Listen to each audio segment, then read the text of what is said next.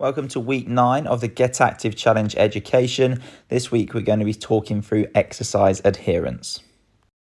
So exercise adherence basically just means making exercise more of a habit and something that we're doing regularly. So the ways that we can have a look at this are understanding the benefits, setting some goals, making it part of your routine, and also what support we need in place to help with this.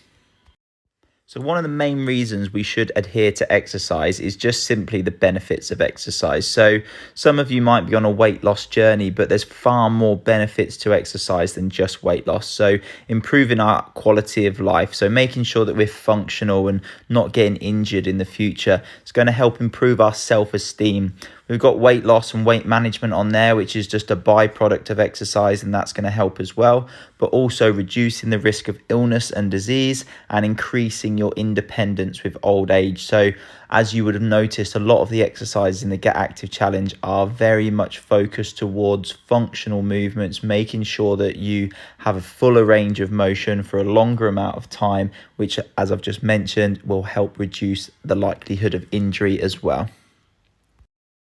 So goal setting is really important, and this is going to help keep you on track and keep you motivated to adhere to this exercise. So try and set yourself some goals. So we've got the SMART acronym here, which you may have heard of or you may not have heard of, but it just means when you set your goals, make sure they're specific, you can measure them, they're achievable, realistic, and time frame. So try and set yourself a short-term goal, a medium-term goal, and a long-term goal, because once you've achieved that short-term goal, you then may not be as motivated to continue. However, if you're moving on to a different goal, then it keeps up with that adherence as well.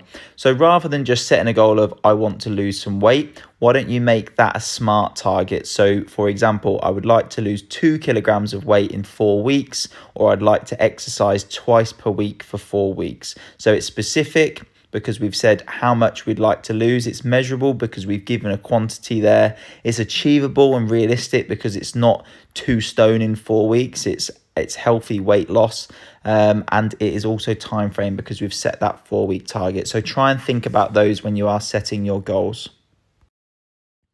So routine is super important as well, guys. So try and make sure that exercise is part of your routine, then you're more likely to stick to it rather than exercising when you feel like it. Plan your workouts, plan the day and plan the time. So you know that you're going for a 30-minute walk on Monday morning at 9 a.m. So then you're more likely to stick to that rather than just thinking when you fancy to do some exercise.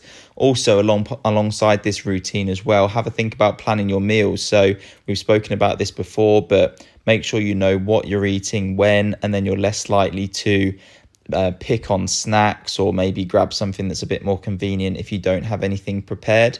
Also plan your food shop. So again, rather than going to the supermarket hungry and picking up foods that you don't really need, make sure you've planned that food shop for the week so you know exactly what you're getting. And also plan your rest as well, because it's very important to, especially like we've spoken about, that psychological well-being, but planning in some rest, make sure that you're well recovered, and then you're going to be more motivated to stick to your routine and your exercise as well. So it's all these small little wins that are going to add up, and it's going to help improve you for the long term. And finally, support. So it can be very hard trying to stick to something and setting goals if there's nobody around you working towards the same thing or nobody there to support you. So we do have a Facebook group. If you search Get Active Challenge, you can find the Facebook group where you can ask some questions on there. You can always email us for support as well, and we would be happy to help you out. You could also possibly try and ask your friends to join you, so you could repeat this whole process, because all the exercise and nutrition videos are on YouTube. So you could repeat this again with a friend, both set a goal of losing some weight if that is your goal, or just generally getting more active. And then, as we've mentioned, we've also got the health and wellbeing coaches to your access as well. So speak to us. We can give you the details of our health and wellbeing coaches, and you can book an appointment with them. As you may have visited Pip already, she is doing some weight and some measurements to help you support on your journey and monitor your improvements. Thanks again for joining us, guys. So next week, on the final week of the Get Active Challenge education, we are just going to recap everything we've gone through over the last 10 weeks and give you some take-home points to continue along with your journey.